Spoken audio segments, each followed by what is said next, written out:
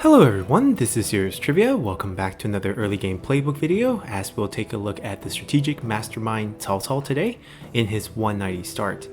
Now, Cao Cao is a recommended faction in the game for this starting period for the base game, and he is given the starting situation of easy.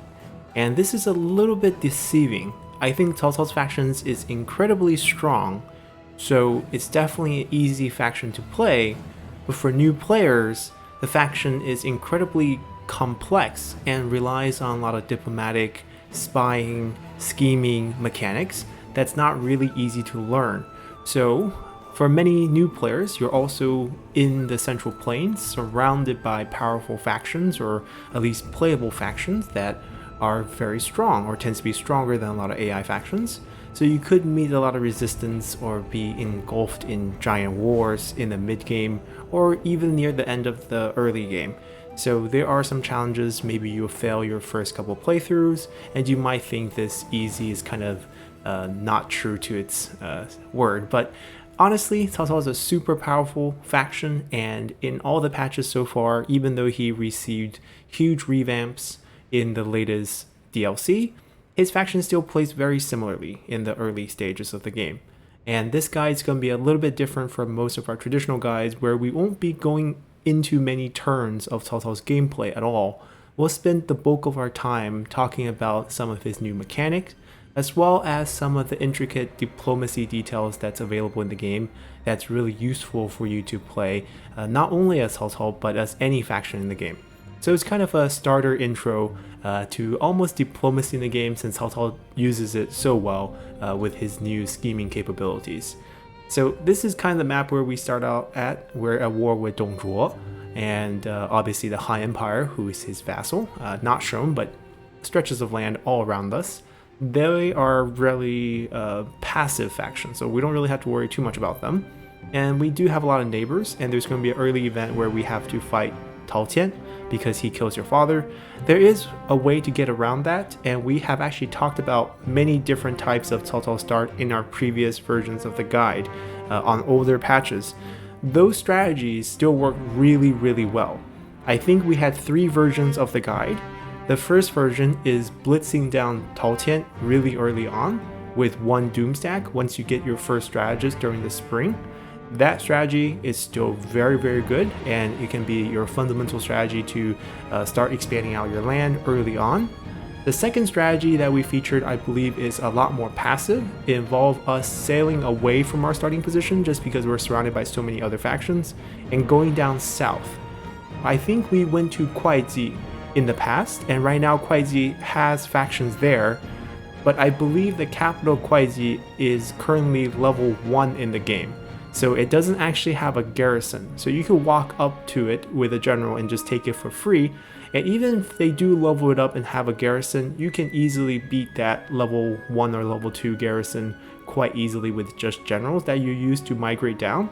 Or if you don't want the challenge of fighting anyone or declare war on anyone, just claim any of these unclaimed land in the south. And the reason why you want to go south is because Cao Cao has a very unique special building. He actually has 2 sets of special buildings, and one in particular is the farming garrison. This is an alternative build for farmland counties. There are 2 types of farmland counties in the game. Above the Yangtze River, this is the Yangtze River right here, every commandery with a farmland produces grain. South of the Yangtze River, every farmland county produces rice. And there is a small difference to the effect of your farmland garrison depending on if it's a grain garrison or a rice garrison. For grain garrison, the replenishment that's being provided by the building is localized, means your armies within that commandery will receive increased replenishment from the food there. However, if you have rice garrisons, your replenishment rate is faction-wide. It means regardless where your armies are on the map, they will receive that bonus replenishment. And these farming garrison bonuses are stackable, means if you conquer all the rice paddies in the south and build these farming garrisons on top of them, you're going to have armies that are enjoying maybe 30-40% extra replenishment after every single battle. That's immensely strong. It gives you a lot of leeway to make mistakes in fights allows your army to bounce back quicker, essentially making them cheaper because you don't have to waste turns replenishing, especially in the early game to mid game when you don't have the population to kind of support higher replenishment. It also allows you to use Imperial units very easily. Cao Cao is the only faction that can use Imperial units without worrying too much about the punishment to replenishment, which is their weakness, as you can boost that back up with your farming garrison so they function like normal units and beyond normal units, because there's enough farming rice paddy garrisons to allow you to completely override the penalty on Imperial units and still provides a little bonus on top. So that's a very strong set of buildings. And then on top of that, you have the option to switch your conscription building, or not the option, but your conscription is switched to the 20 conscription. It has a couple extra levels, it gives you a little bit extra food. It still provides relatively the same thing with some special bonus added for movement range, and also heavy discounts into building these. I think it stacks up to 50% discount to building rice garrisons, and rice garrisons also give 50% discount to building any red building. So they synergize quite well with each other. On top of that, you have a few special unique units, the Tiger Leopard Cavalry, the heavy variant, as well as a bunch of new units introduced in Face Divided. We're not going to go so heavily into those DLC units in case you don't have the DLC. They are a variant of the Qinzhou Infantry, basically buffed up yellow turban units that have a special ability that allow them to become unbreakable should their morale dip below a point where they would rout. So instead of routing, they get 30 seconds of extra attack and unbreakable status to kind of dish out their final damage. You also get a new Tiger Cub cavalry unit that is melee cavalry. So that's also a pretty neat unit to run down enemy range units or tank up enemy arrows during sieges. But we're really not going to go any farther into those units. Aside from that, you have schemes. This is something we'll dive deeper once we get into the game, and we have a resource called credibility. The resource has been changed from before, so we'll also talk about this once we jump into the game and we can see the resource bar up close. As for our character, Cao Cao is an incredibly strong leader, especially synergizing with his faction. A lot of authority points, a lot of gold items at the start. He will provide the faction 2 extra spies, 25% extra redeployment costs, making you replacing generals on the field a lot cheaper in the early game, because you can have this on flexibility skill as well for good easy 50%. And you also have 15% recruitment cost discount for all cavalry, and cavalry still are incredibly strong in the game despite the nerfs in patch 1.7. So that's kind of the overall picture of the faction, and we're going to jump in here in the 190 start on legendary 40 minutes. There's no mod, so see you guys in the game, and we'll talk about what we really want to do early on with diplomacy with this faction. "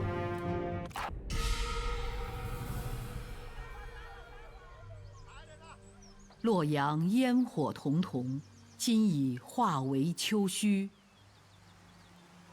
如此大祸，皆因董卓权势熏天。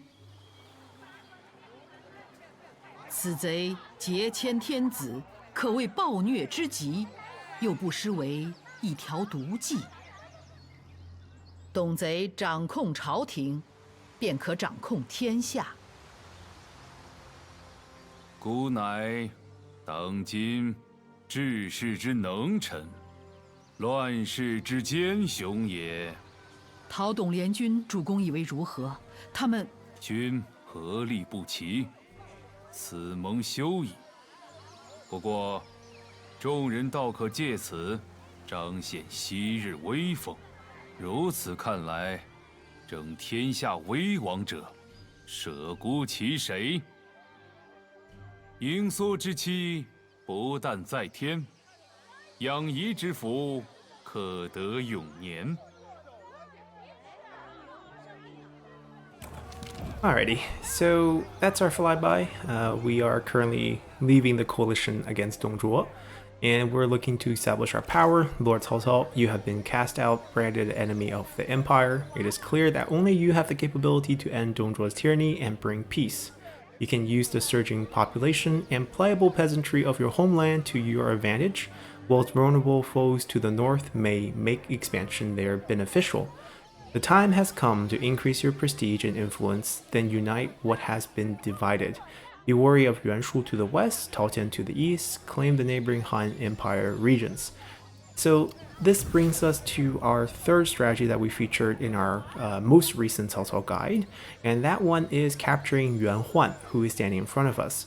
So he belongs to a Yuan clan in the Chen area, not related to Yuan Shao and Yuan Shu as we previously stated, as we discovered in the lore series that the Tang dynasty records of them being related is actually incorrect. They're different clans with the same surname. He has a reward for us, Taste of Victory, very standard.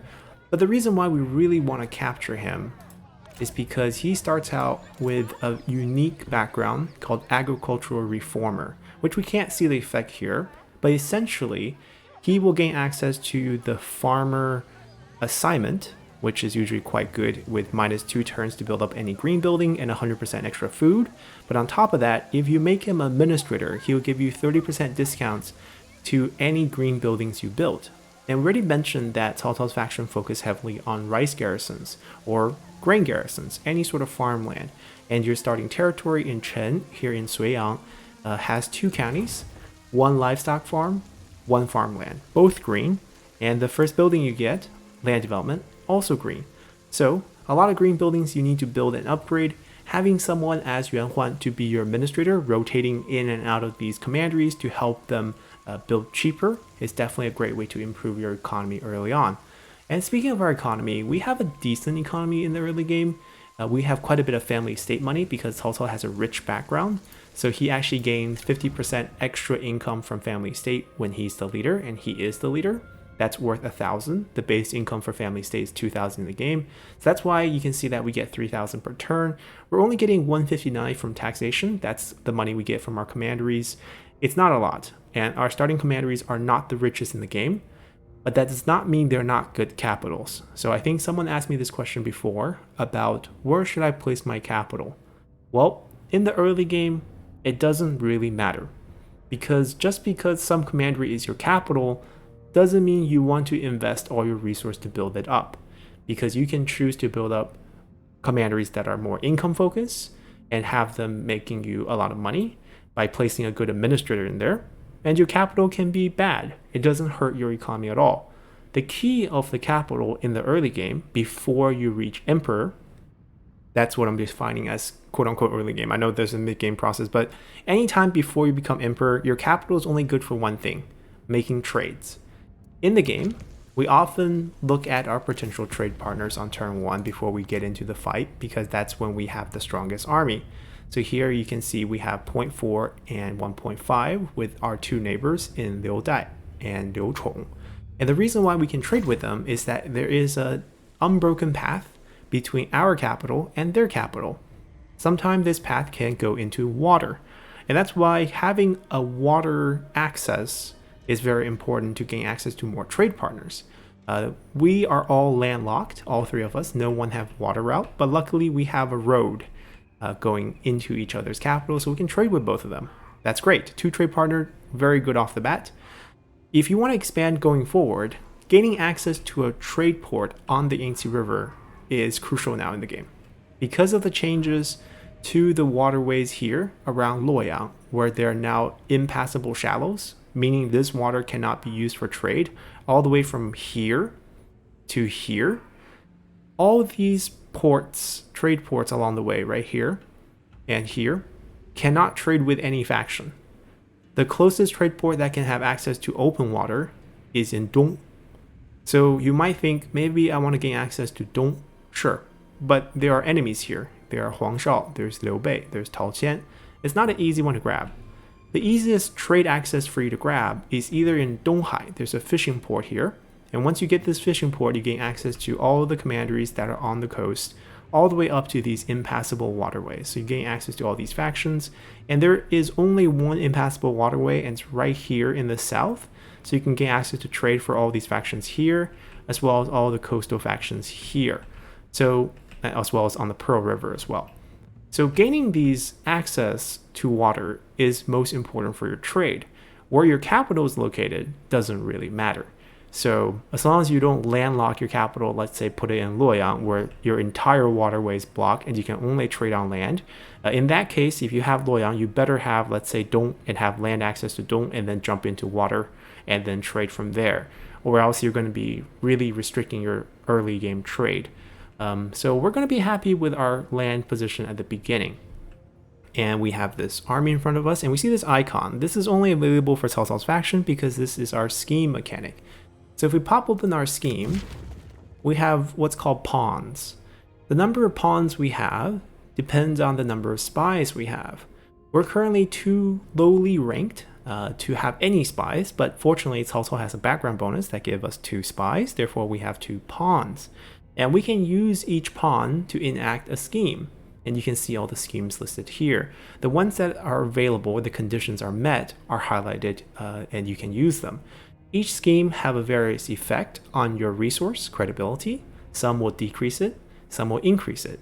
In each category of scheme, depending on your scheme target, scheming against the character, scheming against the faction, scheming against the commandery, or scheming against the army, within each category, there's always 2 schemes that will increase your credibility, and the rest will spend it.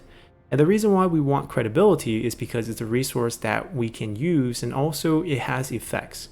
So between 0 and 100 is where credibility ranges from. Each 25 point put us in a different tier. The first tier, we get 2 points of decay of the resource every turn, and we can gain 1 imperial favor per turn. That number will change to 2, and then once we pass the 50 point mark, our decay goes down. So the more we're holding on to credibility, the less it erodes. So you want to stay above 50, and you get 3 points in imperial favor, and if you're above 75, you get 4 points. So that's how you gain bonuses here, and even though the emperor is not of age, these imperial favor points will stack and will help maintain a very high imperial favor when you do get to the point in 197 when the emperor comes of age. Now, on top of this, you can use credibility as a resource in diplomacy, which is something we'll talk about very, very soon because we're about to jump into diplomacy, and that's going to be the meat of this guide today. But first, the first thing you should do when you are starting out the game is to boost your credibility. So we want to do something that can increase our scheme. But you can see here against characters, we don't have access to any of them. Because if you look here, for us to do Flatter the General, we must have a character whose salary is over 300. And for the Knowledge of the Ambitious, we must have a character who has 10 satisfaction, who desires a higher core position, or less than 10, 10 or less satisfaction, and desires higher core position. We don't have any of those characters. Our characters are actually surprisingly happy with us due to their traits, and that's a very good thing. That's another factor why Cao Cao's faction is easy to play, because his characters all love him, and he doesn't have to worry about satisfaction even on the highest difficulty. So what happens when we can't do these? Well, don't worry, we have really good ones in the faction tab. These are the 2 that you almost always want to do when they're available on cooldown. So here, Dominion over the Realm is available every 20 turns. You see the cooldown is 20 turns. It will cost you a pawn, and it will give you 20 points of credibility, and the effect on top of that is that you will gain access to a new reform. So you're the only faction who can essentially gain 5 reforms every 4 years instead of 4 reforms every 4 years. And it's really going to speed up your reform tree. It's going to make you incredibly strong. On top of that, you get 20 points of credibility to use. So always use this one on cooldown. You are never going to target anyone else. You can only target yourself here, which is great. It's a self-targeting ability. I don't know why they kept this. I guess it's just to be the same for everyone. Regardless, let's click this one. And immediately we're thrown into the reform tree, where we see that our free reform is regional commissioners, which is the 8% discount for recruiting army. Pretty good start. And now you might be wondering, how do I want to approach this reform tree?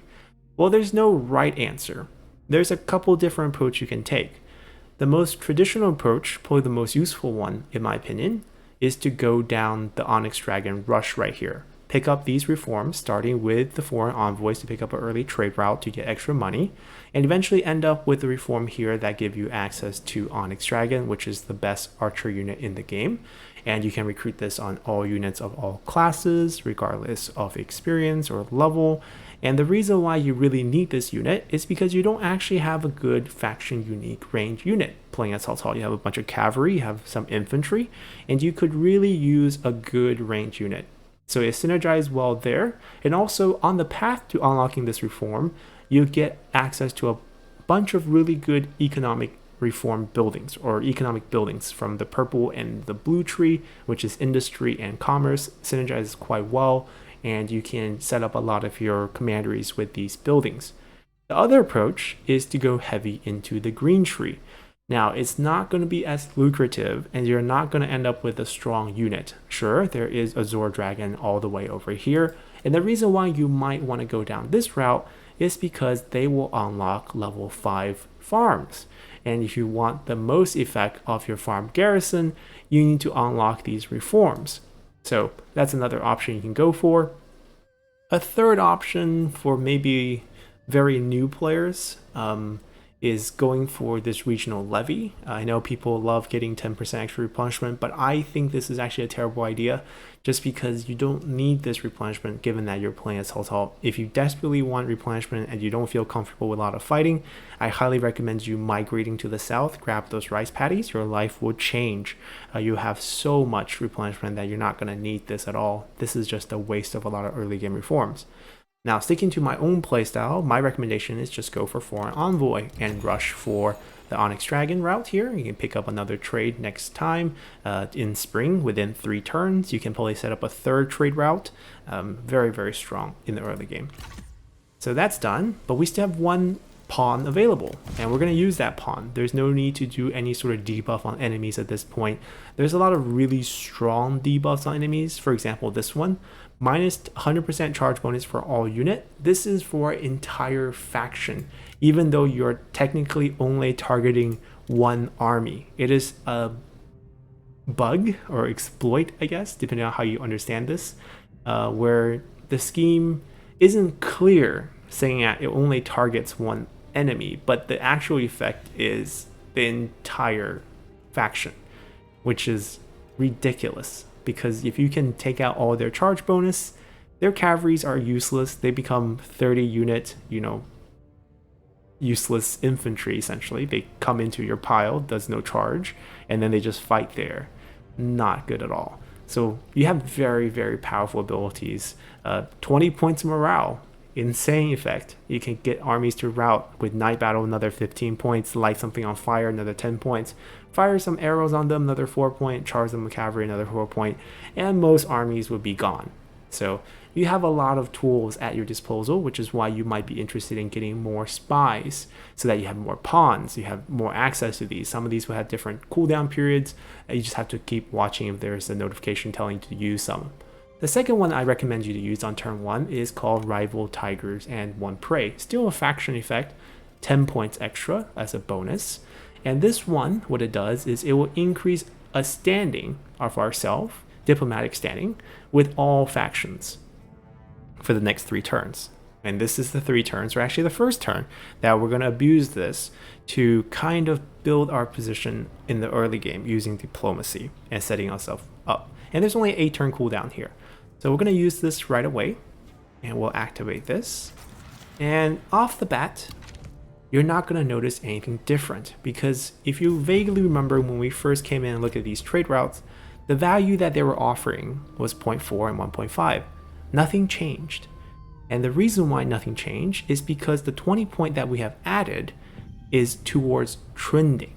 You see here, we have 3 points from the beginning by being in a shared war, and 20 points which we just added through faction influence, which is code word for we schemed. And now we're still currently at 0 point. So we're not getting an effect here. And this is where the diplomatic trick comes in. What the game does is that anytime you do a deal with a given faction, they will update their attitude towards you. And any sort of trending motion will happen. And the trending, how it works is each time you trend towards the maximum, a certain percentage of the missing points will be given to you. For example, the first time we do a deal with him, we might be rising towards like 10 points, and then next time maybe only like 15 points. The gap will be smaller and smaller. It'll be a percentage of the missing difference.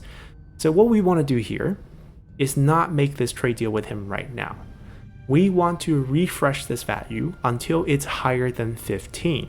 because 15 is a threshold in the game based on opinions between factions. And then at 60, there's another threshold. So the math will change once you hit those values. So if we first take a look at this trade deal on the surface, negotiate. The reason why it's 0.4 is because we are very strong militarily, 2.8, and the trade is worth some money for him as well. So it's worth 1.6. But on the opposite side, the opinion between his faction and your faction is -4. We're about to change that. So what we're going to do is we're going to offer him a payment, a gift, a diplomatic refresh of 1 copper coin. For us, that's really not much. We start with 2,000, and for him, he's not even going to value that. So you're not going to get any more additional training points. It's not like a gift. He's just like, okay, spare me a penny here. And we do that. And the immediate effect of this, when we go back into quick deal and trade, is nothing, right? Still 0.4.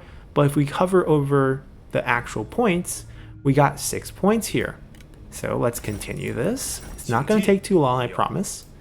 We're going to give him 1 more coin. Tag it on.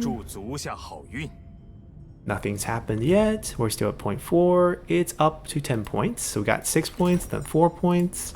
And if you can follow the trend, we're going to get 3 more points here. And then finally, we're at 13. You might think this one's 2 points, but no, the game's going to give you 3 again. So you're going to go to 16 points of current standing or attitude with him. And now if we come to look at trade agreement, it's 2.4. His opinion against us at 15 points is 2 points instead of 4 points. So spending 4 copper coins, you got 2.0 value from deal. And that's going to be worth hundreds of copper coins. So now let's negotiate. Because I can't raise this to over 60 because the trend maximum is 23. So there's no point to actually build up the relationship anymore. And now we can discuss our first trade deal. And in this manual, you can look at many things. You can look at his items, right? We didn't even take a look at our starting items, so maybe we can take a look at now. We got a silver armor, apparently. That's not what we start out with, so we definitely got this on turn 1. We can verify this once we pop out to look at notifications. You got a horse. We always start with a herdsman. And we always start out with a stone pig, and Tauren has his gold bow, which you can use to trade if you want. And we rolled a stone archer, we rolled a mozi, and the armor. So 1 common, 1 bronze, 1 silver. Not bad, but we're not going to use any of that. So depending on your game, you can plan out things. Obviously, the best items to get here would be things like the shaman for capture rate, things like concubine for satisfaction, even though you really don't need it playing as Cao Cao, or any sort of faction-wide income bonus. Those are always nice too. Forge Master, 15% industry, even though you don't have industry yet, you could look for those things.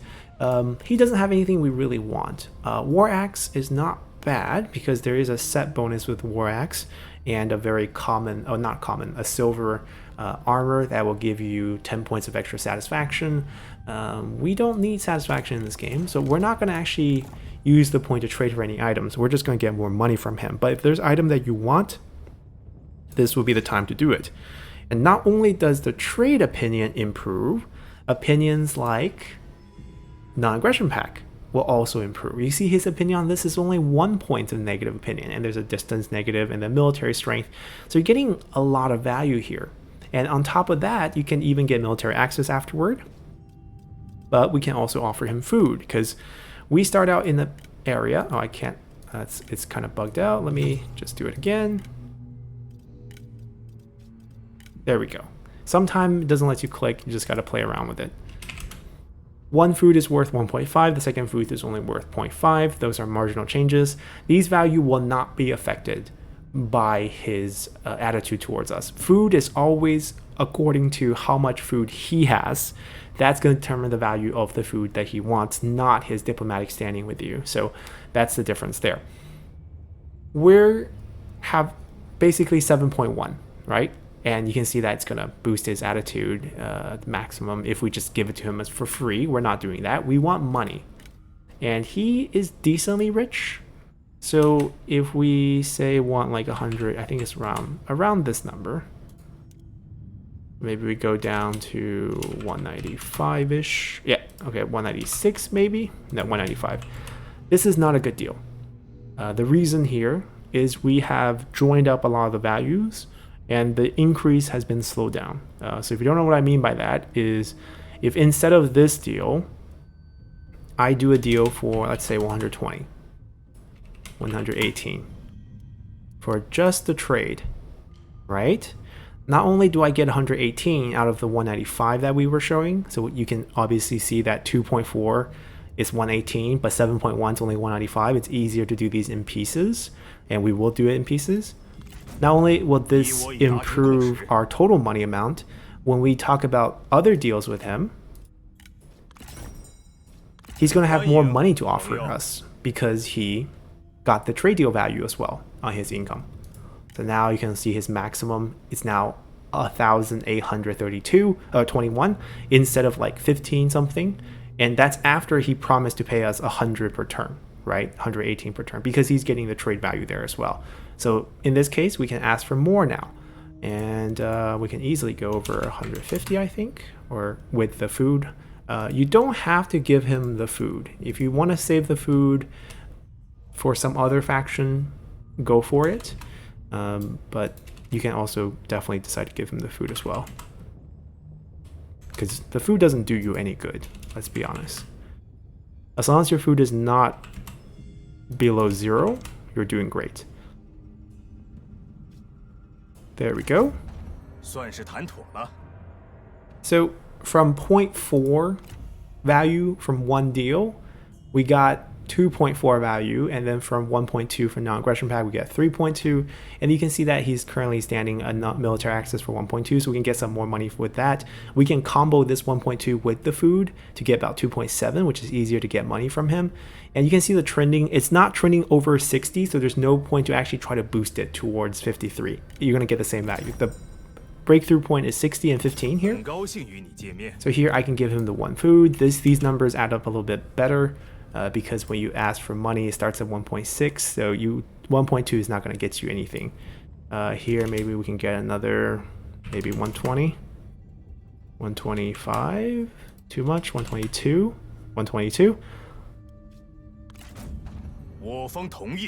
So from Liu Chong, now we're trending over 60, but we pretty much did everything we can with him already.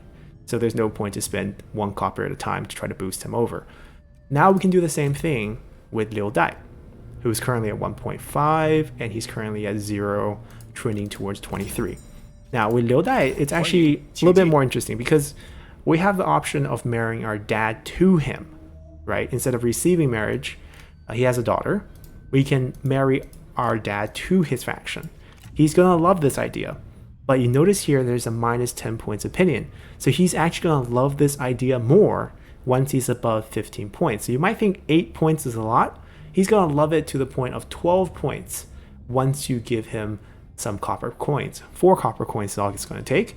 And at 12 points, you can get pretty much any item in the game. Also, when you trade for items, you wanna raise their point value before you trade, because the opinion on the value for the item when you ask from AI will also depend on the opinion that they have against you. So any way to lower that will save you a ton of points. Now his starting item draw here is terrible. There is absolutely nothing we want. So we are probably just going to get money from him. What we're going to do first is give him coins. Same as always. We got to do it 4 times. It's a little tedious, but the reward is quite substantial. And you can apply this idea even when you're not on the first turn. So obviously whenever you're trying to make deals with someone, trying to vassalize someone, trying to confederate someone, and you can see that their opinion against you is kind of low, what you want to do in those late game situations, sometimes you have a lot of cash on hand. Let's say I have like, 200k cash, and I can dump cash towards them by giving them gifts that are worth 15 points of diplomacy each time to gain the most diplomatic points. But when you gain those points, they will be trending points. Then you want to follow those deals up with 1 copper coin at a time until you get to maybe 200 plus, 250 plus in opinion, and then you can go in and easily confederate and vassalize different factions. So these are just neat things you can do. We're still at 1.5. 如此甚善。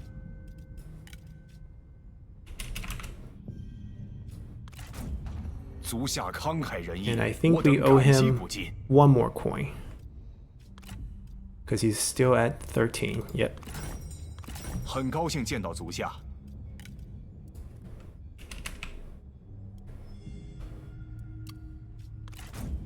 如此良言， Alright, now 定 things 是 are 经过 gonna 深 change. 思熟虑。 He's over 15. This is going to be worth 3.5. And let's see what else he's willing to do, 欢迎 right? 请进。 Non-aggression is worth 2.7. Food is still worth 1.5 to him. This marriage option is worth 12 points.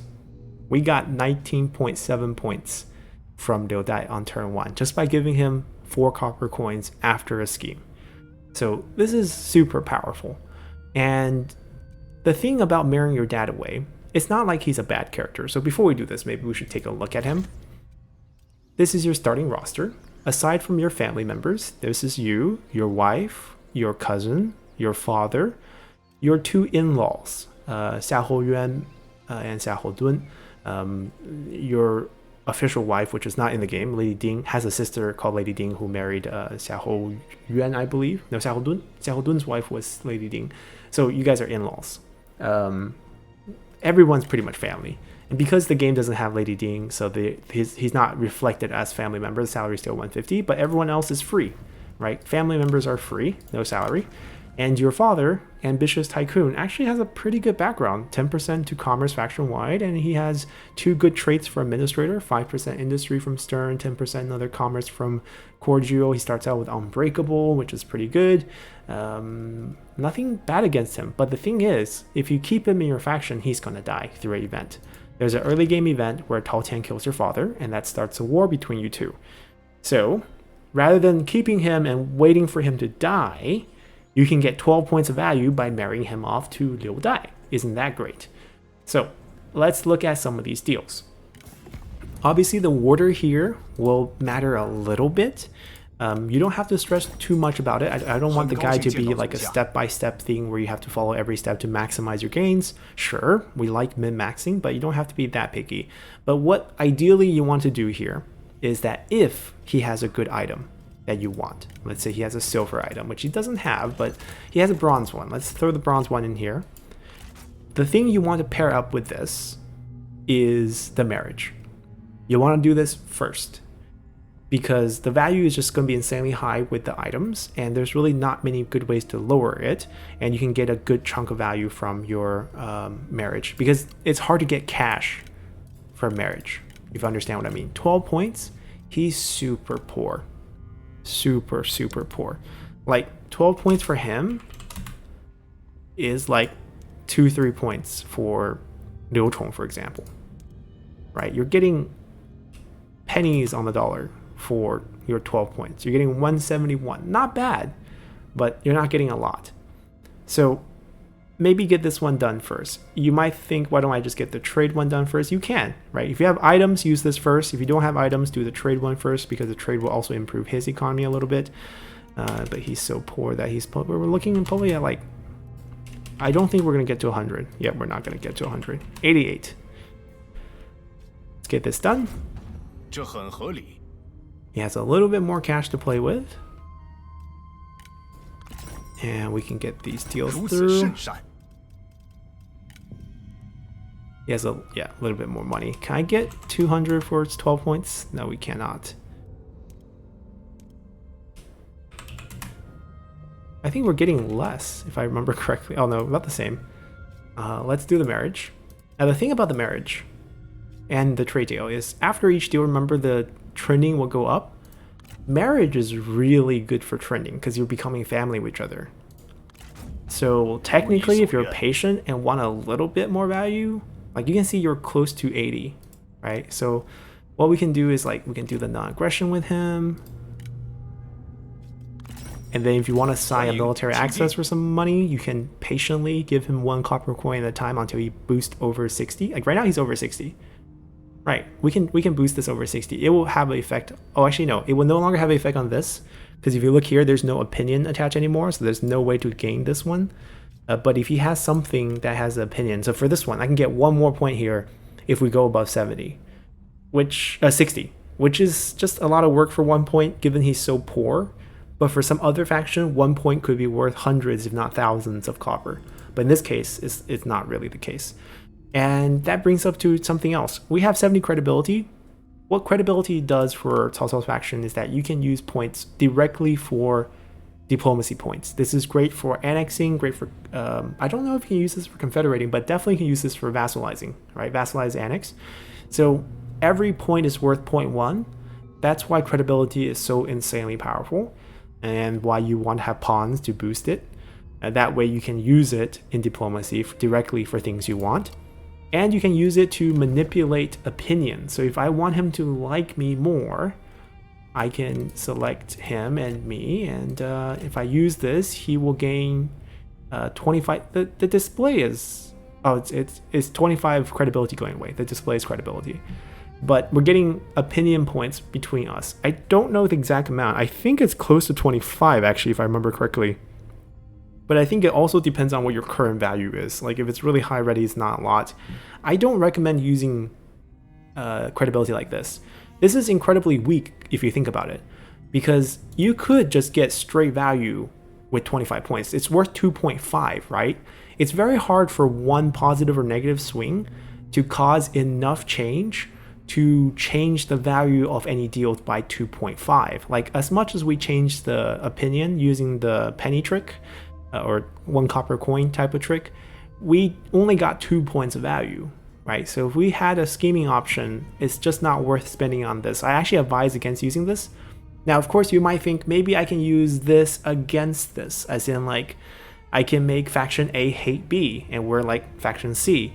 Sure, but AIs, I mean, you're not going to have full control over the AI. It just feels like a waste of points. You should save these points for Imperial Favor gain. You should save these points to use for trade credibility. And also on top of that, you can use these points to instigate proxy wars. It will spend 75 points, which is actually quite a lot.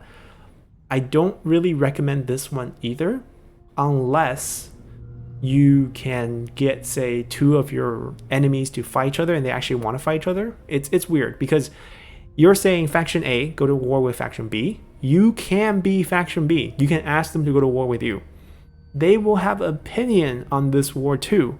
And sometimes that opinion is going to be green and positive, and they'll pay you for setting up a war between factions. But oftentimes, if you are pitting 2 giant factions, let's say if I want Yuan Shao to fight Liu Bei, and they're equal strength, they don't want to fight that war. You're going to have to pay that faction to fight that war. That's not good. It used to be credibility was a resource gaining type of resource. So every turn you gain 5 points credibility anyway. So if you didn't use it, it overflew. So in that case, back then we recommended using proxy wars to set up your economy, because every 15 turns you get 75 points. You can use those points to start a proxy war, and you can pick, let's say, the strongest faction on the map and the Yellow Turban Rebels. And they will love to go to war with Yellow Turban Rebels, and they will pay you a ton of cash to set up that war. Now that's not the case. You don't get credibility for free. You have to wait for pawns, you have to wait for schemes. So in that case, the points are more valuable, and you have better ways of using those points. So I actually don't advise against using, proxy wars and manipulate. They're just not as good choices anymore, especially manipulate. These were never good choices. Proxy war, you can still use them sometime. If you see a good pairing, go for it. If you don't see a good pairing, don't worry about it. Save those points for this. So that's really what we're doing in diplomacy here. Are we done with diplomacy? No, I don't think so. I think I'm forgetting something. Right, I haven't signed the deal with him yet. You can give him the food if you want. He has absolutely terrible items, but we're going to ask him for some cash on top of that. I don't know if we're going to get 100 from him. We're not. 94 is probably what we're going to do. Yep. There we go. So that's all done. If we want military access, we're going to have to boost him to over 60, like I said. So a couple more copper coins will do. And then we get 1.7 from him, which is worth very, very little. So I don't think it's worth the effort. These people you can see, you can do the same thing, right? If I boost him to 15 plus, this deal will be better looking. Military access is kind of hard to do. But Tao Qian, even though Tao Qian's going to set up a war with us, actually if we merit him away, it's not going to happen. We can get a good deal from him if we want, right? We just have to throw him a couple coins as well. You can see like the negative value right now. Opinion, -5. Opinion, -2. So those two can go away, essentially. We can get 1 point from him. Once again, if you want to extract every single penny you can, go for it. This is a great way to do it. You can look at their starting items. You can lower their opinion and try to get a good item that they have. But it's up to you. We're just going to showcase these two trades because that's the central part. And also how to do this type of trick. So we spent 8 copper coins, set up 2 really good trade. That's worth 677 per turn. We're getting 724 from diplomacy from both of those factions alone. You can inflate that number if you do this trick with more factions. Now we can move on to actual fighting because our diplomacy is all set. And what we want to do is talk about the importance of this first battle. So you want to capture him alive. It's not going to be the easiest thing in the world. Oftentimes he's going to die. Your chance of capturing is very low. You have 2 generals who are both level 3. The capture chance at level 3 for them is 9%.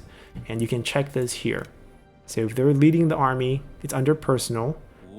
9% chance of capturing enemy officers post-battle. You get additional percentage for the fact that he is lower level than you. And also you get an additional percentage that this is his last life. He doesn't get captured, he will die. That's worth 40%. And also if you fight a decisive victory, you get a little extra bonus on top. It comes down to 61% chance of capturing him on delegate. And that's not bad, actually. So if you are missing out on the chance to capture him repeatedly after restarting, it's just bad luck because I have tested it and you can definitely capture him. I've done it a couple times. Actually, the first time I tested it, I captured him. You can choose which general to lead. They're exactly the same. Capture chance under personal, 9%. Nothing different.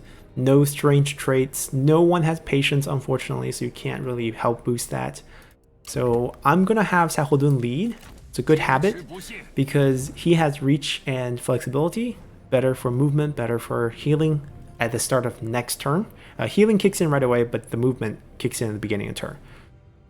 And we're just gonna delegate this fight. You can totally fight it. It's up to you. Get all the experience on the generals. Do not duel him because you want to capture him. You don't want to kill him. Let's delegate. Come on, don't die. Fingers crossed. He's still alive. We did not capture him, so he's dead. Armies wipe automatically. So this is just a bit unfortunate. It's going to happen. If at this point you want to restart, go for it. He is definitely good enough to warrant a restart, in my opinion. And we are going to move on in this showcase, though. It's fine if you don't get him. It's not a big deal. It's not going to break your game. But if you do want him, go for it. He's a very good general. If you want to know how good he is, we do have a guide that I think the most recent one before this one on Cao Cao has us capturing him and talking about how good he is. Our next mission is pretty straightforward. Capture the livestock farm. And we're also just going to delegate that one.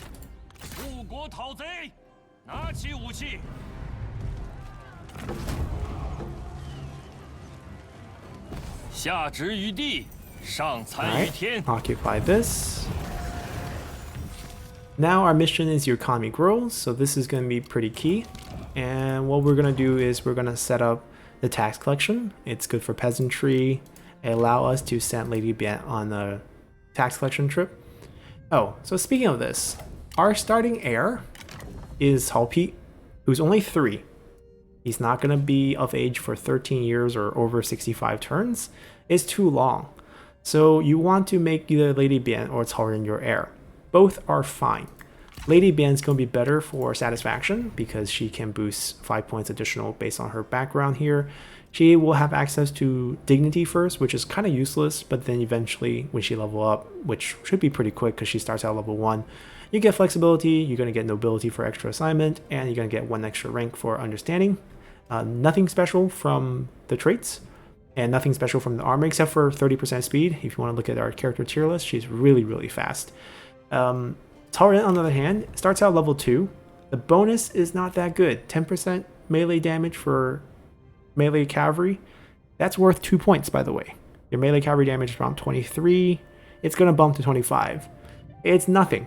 It's not really going to do anything for you. So, pretty bad bonus. Nothing from the traits as well. And if he levels up, which is going to take you longer, by the way, because you're going to get to 8,000 anyways. You do start out with flexibility, which is good, but then you still have to go through dignity and nobility. So it's about the same. I would say it's about the same with Lady Bian. Actually, I think Lady Bian in the long run will be better because at 8,000 experience, she will have 2 of these, whereas he will only have 1 of these. So to get all 4, Lady Bian is going to be faster and she's going to get you better satisfaction. So I typically just make Lady Bian my heir until Cao Pi comes of age, of course. So if you have items that can boost authority, give them to her. And simply switch that over. Cao Pi is going to be a little sad, but he's a baby, he's going to be fine. And we want to send her on assignment so she can level up. Xiao Houyuan's assignment's not bad. He has a good one that is minus 15% recruitment cost. Use this before you build out your first army. So Xiao Houyuan is not going to be sent on the field anytime soon. He's going to sit on the bench, wait for this one for a good discount. If you captured Yuan Huan, he'll be on cooldown, and the turn after, put him in for the farmer assignment because you don't have access to administrators yet, but that's also really good. In this case, we didn't capture him, so just leave it open for now. It's fine. And the last thing you're going to do is maybe look at diplomacy. There's not much. If you want to squeeze some deals out, you can. Like I said, you can change their opinions and maybe get some value for these if you want. But what we're going to do is our typical disband of the entire army, because upkeep is expensive and you don't need an army to expand in the early game.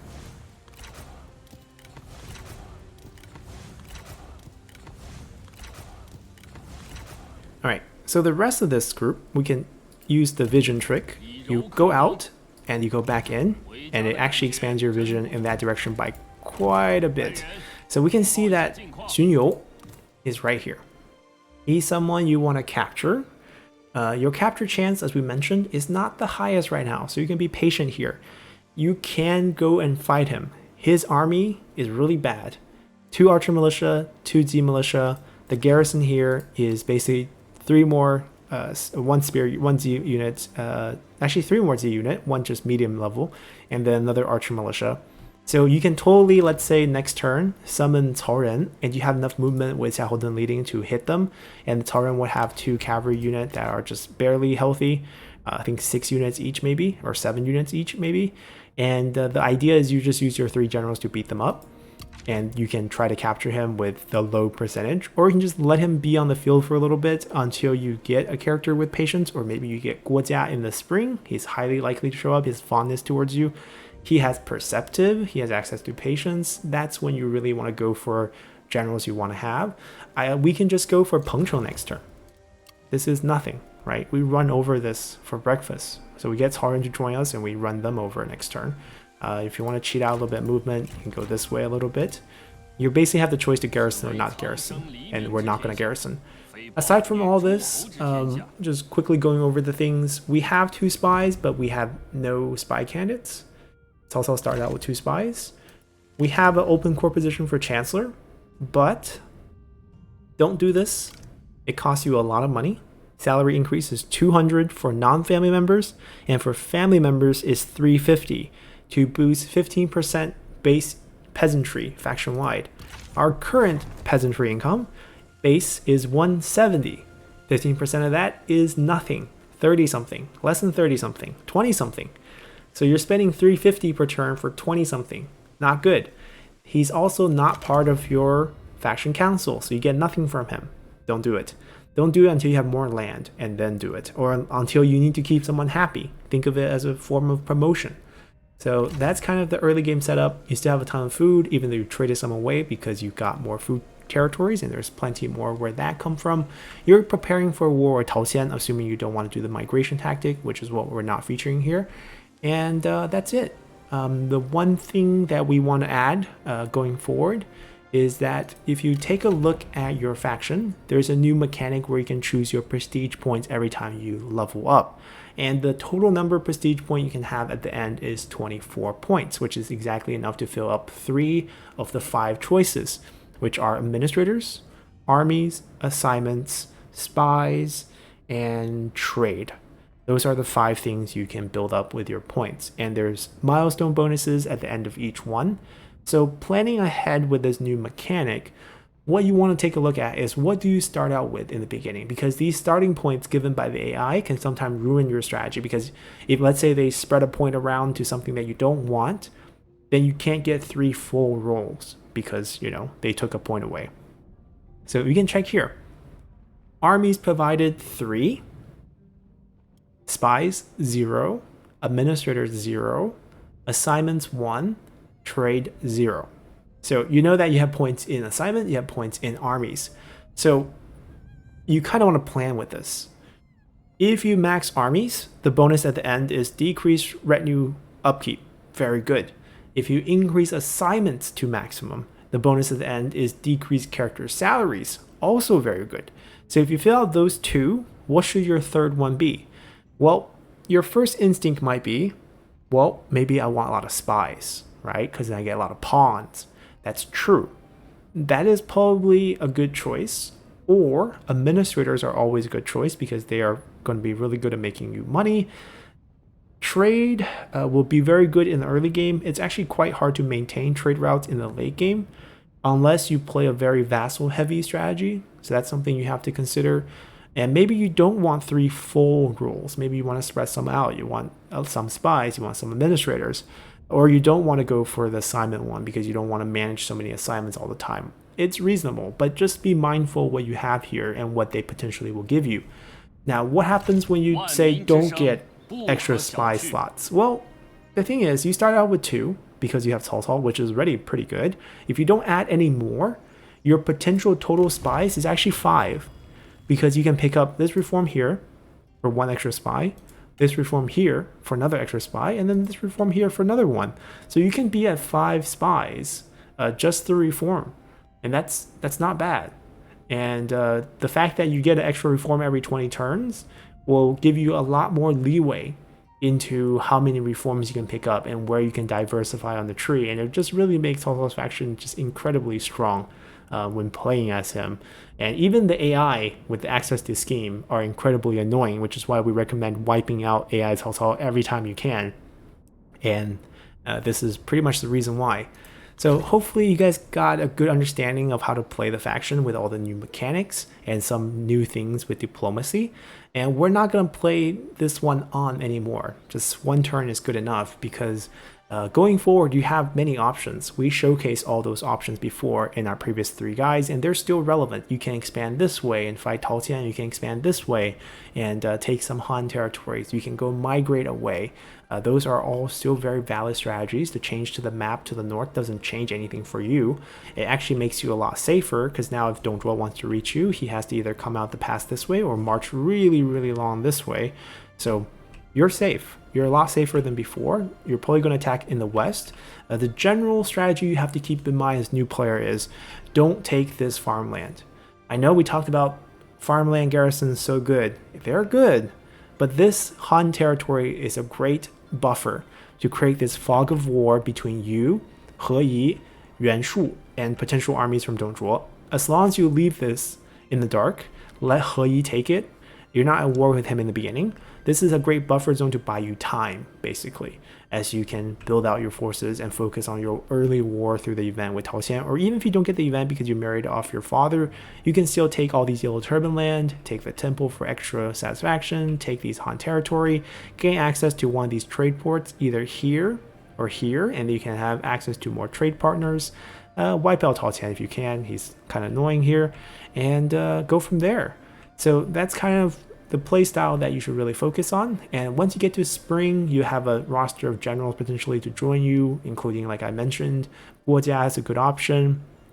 you're going to have a ton of extra characters joining you through events, the likes of Dian Wei, Xu Chu, Yu Jin. They can all join you through events. It's just a very powerful faction. And then when you get to spring, where you can pick reforms, maybe go down the next trade route, because you have access to trade with Kong Zhou at that time just to make a little extra money. His land's not worth very much, so you don't have to take it early on. Getting these, buffer zones will keep you safe as you focus more on the east. And that's pretty much how you get started as Cao Cao. So hopefully you guys enjoy this guide, and see you guys next time. Bye!